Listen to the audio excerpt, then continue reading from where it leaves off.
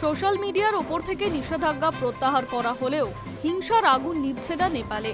Gen Z বিক্ষোভে এবার ভয়াবহ আকার নিয়েছে নেপাল। ইস্তফা দিয়েছেন প্রধানমন্ত্রী, উপপ্রধানমন্ত্রী সহ মন্ত্রিসভা। নেপালি সংবাদ মাধ্যম সূত্রে খবর, ইতিমধ্যে হেলিকপ্টারে চড়ে দেশ ছেড়েছেন ওলি। জ্বালিয়ে দেওয়া হয়েছে একের পর এক সরকারি অফিস। স্বাভাবিকভাবেই প্রতিবেশী দেশের অস্থিরতায় উদ্বিগ্ন হয়েছে নয়াদিল্লি।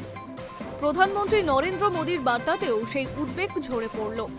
সোশ্যাল মিডিয়ার বার্তা দিয়ে প্রধানমন্ত্রী বললেন, নেপালের হিংসা খুবই কষ্টদায়ক।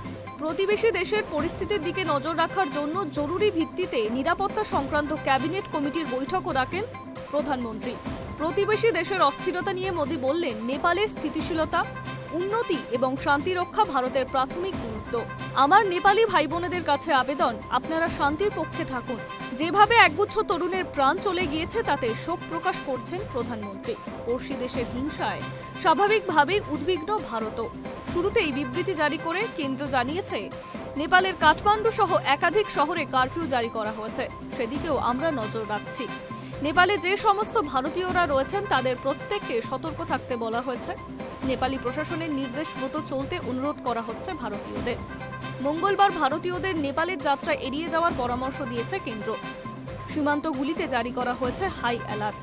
কোনোভাবেই ভারতীয় নাগরিক যাতে ক্ষতিগ্রস্ত না হয় সেটাও নিশ্চিত করার চেষ্টা করছে ভারত।